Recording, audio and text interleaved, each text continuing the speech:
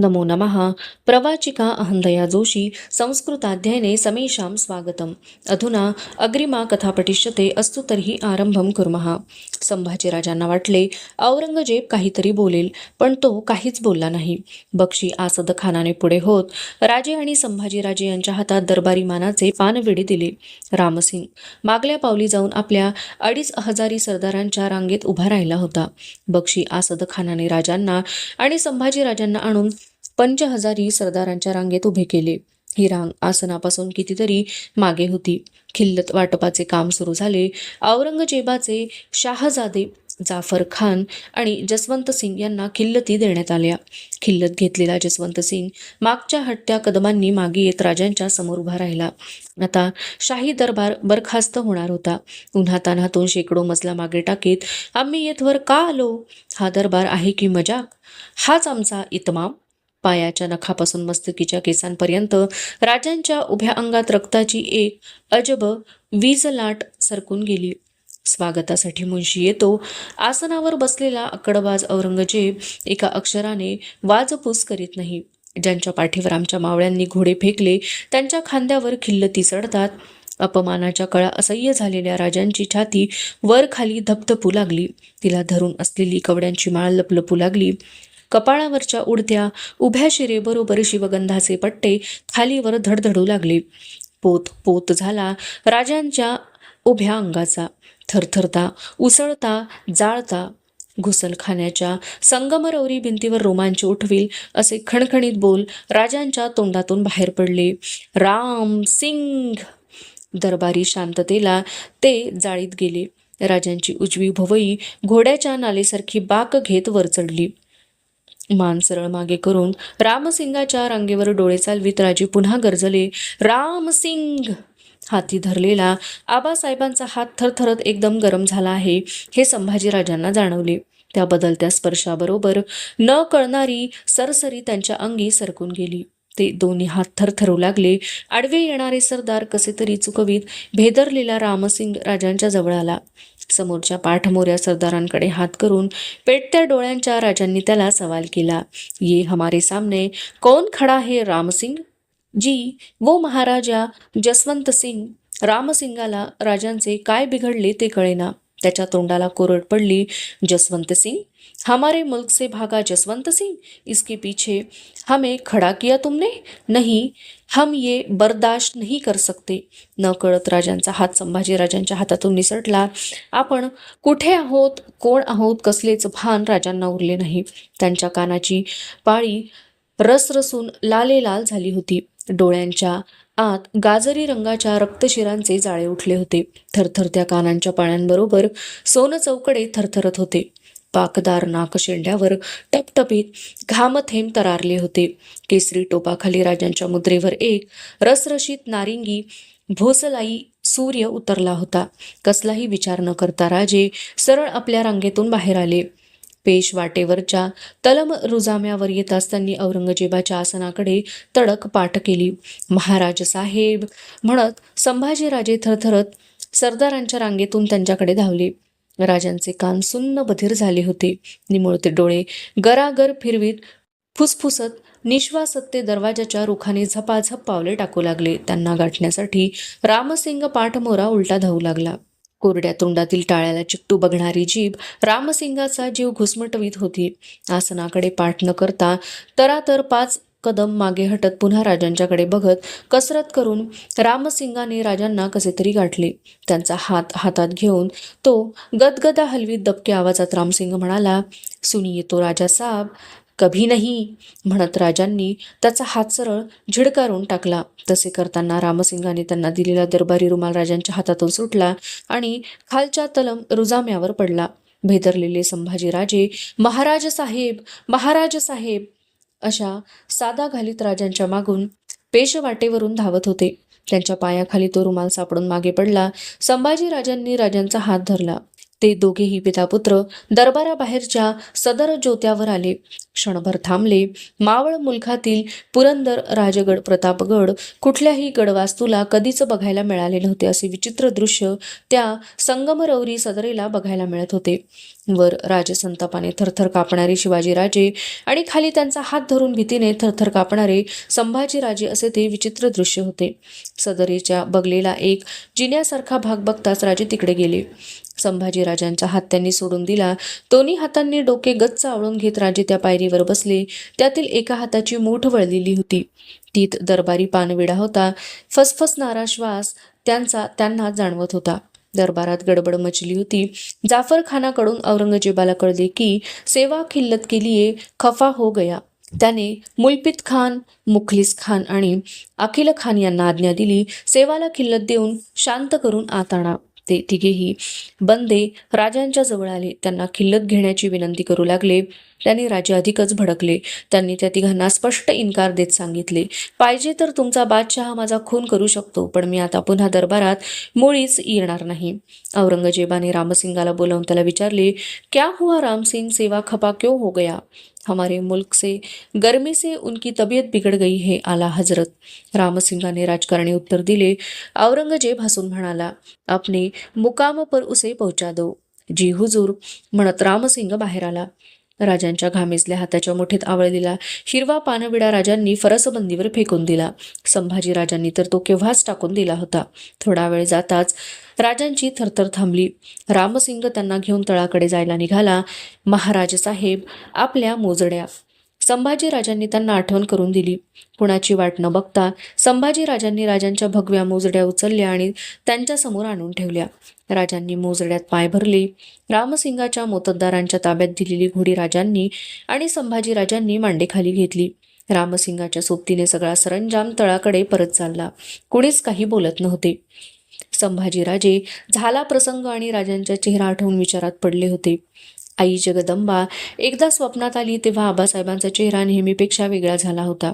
आजचा त्यांचा चेहरा तर फारच वेगळा होता.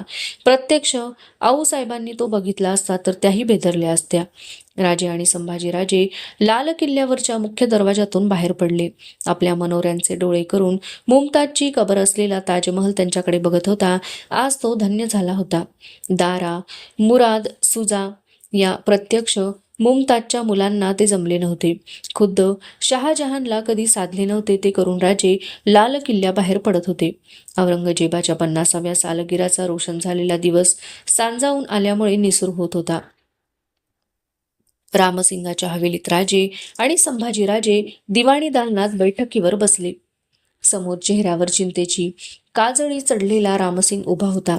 रामसिंगाच्या चाकरांनी खुशबूदार सरबताचे पेले आणून मेहमानांच्या हातात दिले. दरबारी राजांना योग्य जागी उभे करण्यात आले होते.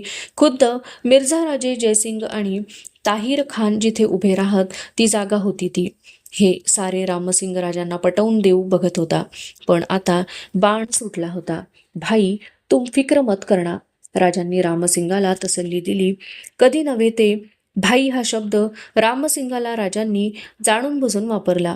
अर्धा घंटा हवेलीवर थांबून राजे आपल्या डेऱ्यात आले.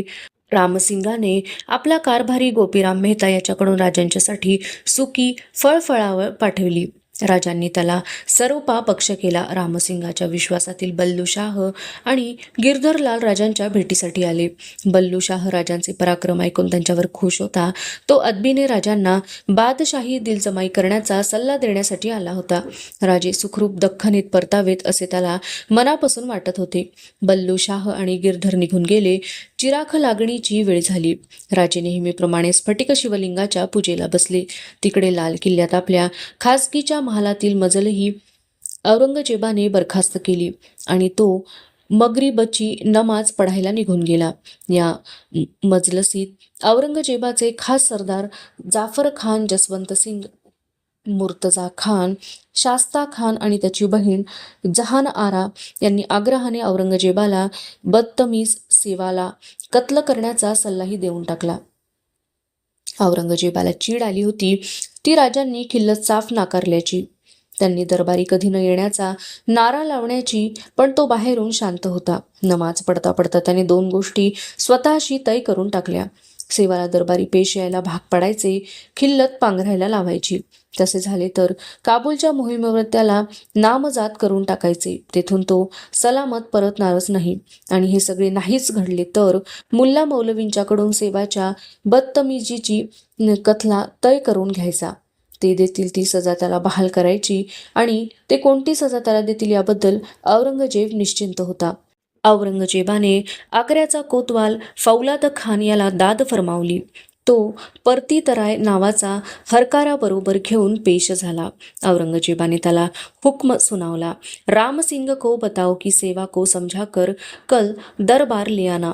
फौलाद खान आणि परतीत राय किल्ल्यावरून रामसिंगाच्या हवेलीवर आले. त्यांनी आपल्या आलिजाचा हुक्म रामसिंगाला सुनावला. रामसिंग रात्रीची वेळ असताना राजांच्या डेऱ्यात आला. त्यांना घेऊन आपल्या हवेलीत तो परतला. बराच वेळ तो राजांना बादशहा सलामतची भेट घेणे किती आवश्यक आहे ते सांगत होता. राजे त्याचा निरोप घेऊन आपल्या डेऱ्यात आले. सगळ्या आग्रा शहरभर सालगिऱ्याची रोषणाई पेटली होती. यमुनेच्या पात्रावर निरनिराळ्या प्रकारच्या दिव्यांच्या प्रतिबिंबाची बाग उठली होती. राजांची बराच वेळ वाट बघून संभाजीराजे डेऱ्यातील मंचकावर आडवे झाले होते. त्यांनी काही खाल्ले नव्हते. राजांनाही काही खावेसे वाटत नव्हते. राजांनी आपल्या डोकीवरचा टोप तबकात उतरून ठेवला. झोपलेल्या संभाजीराजांना बघताना त्यांना जाणवून गेले, यांना नको होतं बरोबर आणायला. जगदंब जगदंब पुटपुटत राजे संभाजीराजांच्या शेजारी आडवे झाले.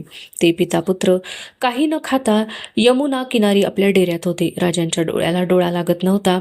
लाल किल्ल्यात आणि उभ्या आग्रा शहरात बिर्याणी सागोतीच्या दावती झडत होत्या. दरबारी झालेल्या प्रकारची चर्चा करताना आग्रेकर म्हणत होते, जो शहजादा दारा का हुआ, मुराद सुजा का हुआ, वही दख्खनी सेवा का होगा. दुसऱ्या दिवशी उन्हे कासराभर वर सरकली तरी राजे मंचकावरून उठले नाहीत. त्यांनी त्र्यंबकपंत, रघुनाथपंत, निराजी रावजी या आपल्या माणसांना बोलावून सांगितले, आम्हास ज्वर धरला आहे. ती बातमी परस्पर रामसिंगाच्या कानावर गेली. त्याला माहीत होते की राजा साहब का बुखार बनावटी है, पण तुम्हाला बुखार कसा चढला असे काही तो राजांना विचारू शकत नव्हता. त्याने मनोमन एवढाच अर्थ लावला की शिवाजी आता कोणत्याही कारणासाठी दरबारी जाणार नाही. राजांनी रघुनाथपंत कोरड्यांच्याकडून रामसिंगाला निरोप पाठविला, हम बीमारी से मजबूर है, हमारे फर्जंद संभाजी राजा को दरबार ले जाना. आता मिळेल तो माणूस अक्कल हुशारीने पणाला लावल्याशिवाय राजे आग्र्यातून सुटूच शकत नव्हते. सगळ्यात मोठे हाल होते रामसिंगाचे. त्याला राजांची सुरक्षितता आणि औरंगजेबाचा विश्वास दोन्ही सांभाळणे भाग होते. सगळ्यात मोठी कसोटी होती संभाजी राजांची. ते राजांच्या बरोबर आलेल्या सर्वात कमती उमरीचे होते, परक्या मुलखात होते आणि आता तर ते सारेच प्राणसंकटात होते. आपल्या डेऱ्यात राजे संभाजी राजांना हरभातीच्या सावध सूचना देत होते. ज्या रस्त्याने दरबारी जाणार आहात तो नीट पारखून ध्यानात ठेवत चला. येताना दुसऱ्या रस्त्याने येण्याची रामसिंग चाचाला विनंती करा. बादशहाने काही विचारले तर न कचरता जाब द्या. हिंदुस्थानी बोली जमेल तसे बोलत चला. संधी मिळेल त्या आसामीची ओळख करून घ्या. त्यांना सूचना देताना मध्येच राजे थांबत होते. जिजाऊंचे बोल त्यांना आठवले की मन सुन्न होत होते. राज्यासाठी द्यावी लागली तर जुनी पिढी खर्ची द्यायची असते. पुढची स्वप्ने बघायची असतात ती नव्या पिढीने. संध्याकाळ होत आली. राजे मंचकावर आडवे झाले. रामसिंग संभाजी राजांना दरबारी नेण्यासाठी आला. झोपलेल्या राजांच्या पायांना आशीर्वादासाठी हात लावून संभाजीराजे म्हणाले, येतो आम्ही महाराज साहेब. राजे ठरल्याप्रमाणे कणले. रामसिंग संभाजीराजांना घेऊन दरबारी निघाला. राजांचा सगळा नटलेला सरंजाम संभाजीराजांच्या पाठीशी उभा होता. सजलेल्या पांढऱ्या शुभ्र घोड्यावर संभाजीराजांनी मांड घेतली. रामसिंगाच्या घोड्याला घोडा भिडवून 9 वर्ष वयाचे संभाजीराजे दिल्ली तख्ताच्या बादशहाच्या भेटीस चालले. एकटे बाबरपासून औरंगजेबापर्यंत अनेक दरबार भरले होते, पण हा असला प्रसंग प्रथमच घडत होता. रामसिंग आणि संभाजीराजे सरंजामासह लाल किल्ल्यात आले. दिवाण-ई खासच्या मगरबी दरबार भरला होता. रामसिंग आपल्या शेजारी संभाजीराजांना घेऊन उभा राहिला. अलकाबांच्या लंब्या ललकाऱ्या उठल्या. पाठोपाठ औरंगजेब दरबारात प्रवेशला. ताजीम देण्यासाठी सगळे दरबारीये कमरेत झुकले. संभाजीराजे दूरवर दिसणाऱ्या औरंगजेबाकडे बघत तसेच उभे राहिले. सगळे झुकल्यामुळे संभाजीराजे उभे आहेत हे कुणाच्याही ध्यानी आले नाही. वजीर जाफर खानाने सर्वात प्रथम चौकशी केली ती रामसिंगाची. रामसिंग संभाजीराजांना घेऊन आसनासमोर पेश झाला. कुर्निससाठी झुकलेल्या रामसिंगावर औरंगजेबाने सवालांचा कोरडा ओढला. क्यों रामसिंग, सेवा किधर है? जी हुजूर, उनकी तबीयत बिगड़ गई है, सख्त बुखार आया है उनको. रामसिंग झुकूनच बोलला. कोटबंद उच्चासनात औरंगजेबाची मान अर्थपूर्ण डुलली. उन्होंने अपने फर्जंद को भेजा है अलीजा. रामसिंग औरंगजेबाला येऊ बघणारा बुखार सावरण्याची कोशिश करीत म्हणाला. औरंगजेबाचे टपटपीत डोळे संभाजीराजांच्यावर खिळले. निर्धोकपणे त्याच्या डोळ्यांना डोळे लावीत संभाजीराजे भरल्या दरबारात उभे होते. त्या 4 डोळ्यात कमालीची तफावत होती. त्यातले 2 होते कृतकर्माची धूळ साचलेल्या दर्पणासारखे औरंगजेबाचे, आणि 2 होते आत बाहेर स्फटिक साफ संभाजीराजांचे. संभाजीराजांना बघताच औरंगजेबाचा तिरकस स्वभाव जागा झाला. त्याने विचारले, क्यों फर्जंद संभू, तुम्ही नाही आया बुखार? अंगावर काहीही घेण्याची सवय नसलेले संभाजीराजे तळपत्या डोळ्यांनी उत्तरले, नाही, आम्हास बुखार येत नाही. आमच्यामुळे इतरास बुखार येतो. क्या बोला वो? औरंगजेबाने भुया चढवीत रामसिंगाला विचारले. संभाजीराजे काय बोलले ते रामसिंगालाही नीट कळले नव्हते, पण जाबदरने त्याला भाग होते.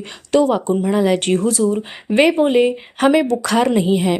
कैसी मासूमी है जाफर, संभा को नजराना इनायत करो. औरंगजेबाने वजीराला आज्ञा केली. संभाजीराजांना सरोपा, मोत्याचा कंठा आणि जडावाची कट्यार नजर करण्यात आली.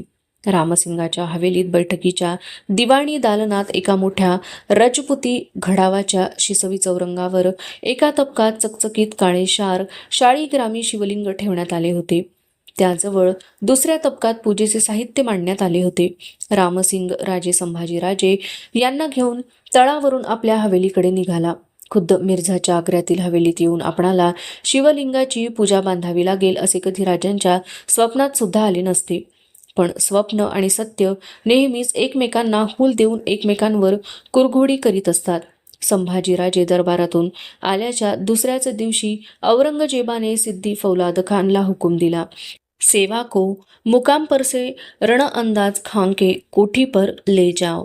राणांना रण अंदाज खानाच्या कोठीवर हलवून जशी दाराची केली तशी शिवाजीची बिनबोभाट कत्तल करण्यात येणार होती. रामसिंगाच्या हवेलीसमोर खुल्या तळावर ते शक्य नव्हते. कशी कोणाला ठाऊक, पण ही खबर रामसिंगाला लागली. तो तडक मीर बक्षी मोहम्मद अमीन खान यांच्या हवेलीवर गेला. अमीन खान मित्र होता, उच्च पदावर होता. त्याच्याकरवी रामसिंगाने औरंगजेबाला कधी नव्हे तो निर्धारी निरोप पाठविला. शिवाजीला ठार करण्यापूर्वी कबिल्यासह मला ठार करा. तो निरोप ऐकून धूर्त औरंगजेबाने ओळखले की शिवाजीला कत्ल करण्याच्या आपल्या योजनेची बातमी फुटली आहे. समोर आलेल्या अमीन खानाचा फायदा घेऊन औरंगजेबाने रामसिंगालाच मध्ये अडकवून टाकण्याचा फासा टाकला. शिवाजी आग्र्यातून बाहेर जाणार नाही यासाठी तू ओलीस राहतोस काय, असा निरोप रामसिंगाला औरंगजेबाने पाठविला. राजांच्या प्राणावरचे जमीन कदब्यावर निभावते हे पाहून निश्वास टाकून रामसिंगाने बक्षी अमीन खानाकडून जमीन कदबा दस्तखत करून पाठवून दिला. औरंगजेबाने तो मंजूर केला. रामसिंग राजांना रितसर जामीन राहिला. रामसिंगाने आपल्या प्राणावरचे संकट दूर करून स्वतःचे प्राण टांगून घेतले हे त्याच्या तोंडून ऐकताच राजे विचारमग्न झाले. त्यांनी रामसिंगाला विश्वास दिला, आम्ही बेला फुलाची आणभाग घेऊन तुम्हास एतबार देऊ. निश्चिंत असणे. महादेवाची पूजा बांधण्यासाठी राजे संभाजीराजांच्यासह रामसिंगाच्या हवेलीत आले.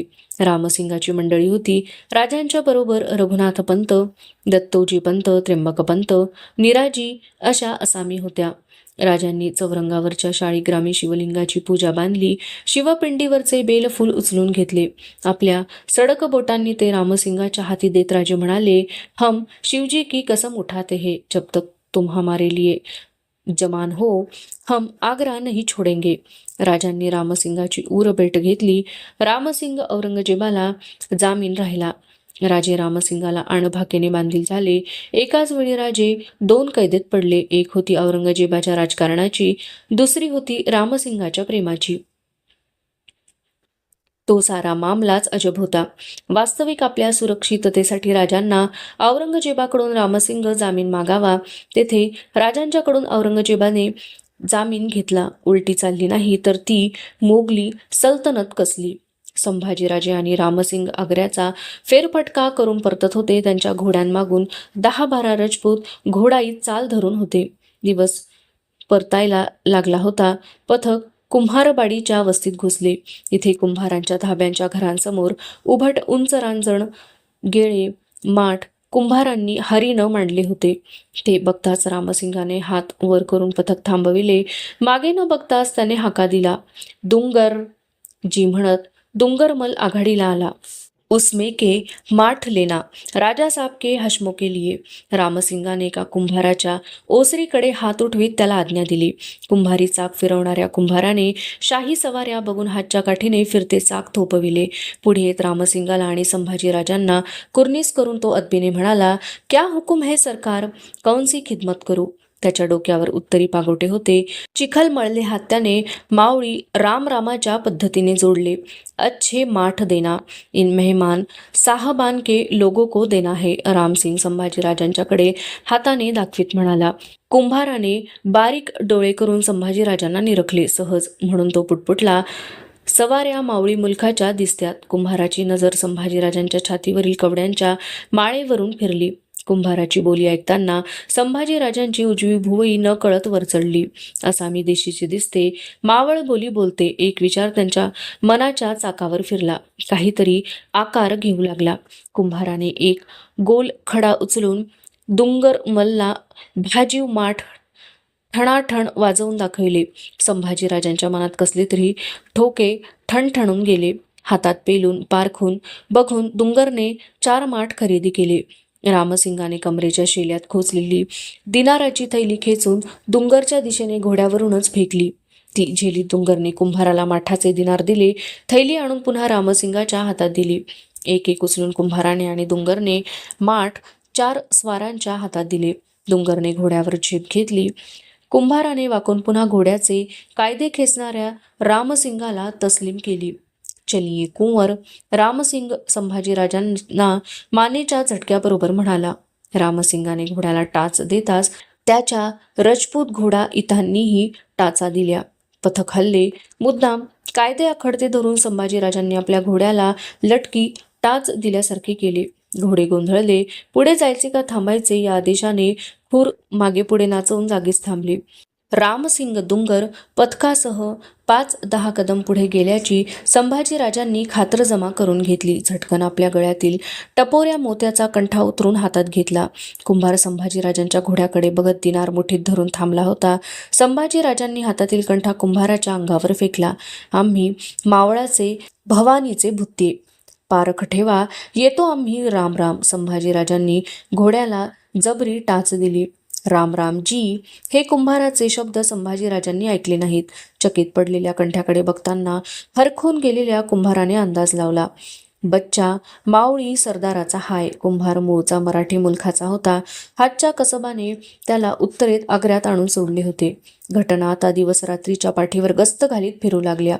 रामसिंगाला इतबार देण्यासाठी राजांनी त्यांच्या रजपुती धारकऱ्यांचा पहारा आपल्या तळावर बसवून घेतला. संभाजीराजे आणि रामसिंग यांचा घरघसटीचा प्रेमा वाढत चालला. घडले तेच एवढे जबरी होते की रामसिंग राजे आणि संभाजीराजे यांची डोळ्यात तेल सोडून हिफाजत राखत होता. ह्या मेहमान स्वाऱ्या सलामत आपल्या मुलखात परत कशा जातील याचीच रामसिंगाला फिकर लागली. तिला 2 कारणे होती. एक तर दिला शब्द पाळणे हे रजपुतांचे रक्त होते आणि दुसरे महत्त्वाचे कारण होते की जर राजे आणि संभाजीराजे यांच्या जीवाला काही धोका झाला तर आपले दख्खन येत असलेले पिताजी मावळ्यांच्या जान कुर्बान झडपीतून सुखरूप परत येतील की नाही याची रामसिंगाला काळजी पडली. जगदंबेने हे विचित्र त्रिशूळ आग्र्याच्या उरावर रोखून धरले होते. तिचा तरी काय इलाज होता? राजे संभाजीराजे तर तिचे भुत्तेच होते, पण खुद्द मिर्झा राजाही तिचा भक्तच होता. तिला सगळ्यांनाच दाद देणे भाग होते. औरंगजेबाने राजांना काबूलवर स्वारीसाठी पाठविण्याचा बेत रामसिंगाला बोलून दाखविला. काहीतरी कारणामुळे पुढे तो बेत बारगळला. राजांनी औरंगजेबाचा वजीर जाफर खान याची त्याच्या हवेलीत भेट घेऊन त्याला किमती नजराणा दिला. बादशाही रदबदली करण्याचा राजांचा हा बेतही कारणी लागला नाही. दख्खनेतून मिर्झा राजाची औरंगजेबाला पत्रे येत होती. शेवटी औरंगजेबाने कंटाळून मिर्झा राजाला पत्र पाठवले. तुमने दखनी सेवा को कौन कौन सी बैत जबान दी है, सिलसिला बयाजवार भेज देना. राजांच्या हाती आता एकच चाल राहिली, औरंगजेबाला आपले कलमकसदार विनंती अर्ज पेश करणे. अवशिष्टा कथा अग्रिमे भागे पठिष्यते. अस्तु तर्हि पुनर्मिलामः. तावन् मङ्गलं भूयात्, शुभं भूयात्. नमो नमः. धन्यवादाः.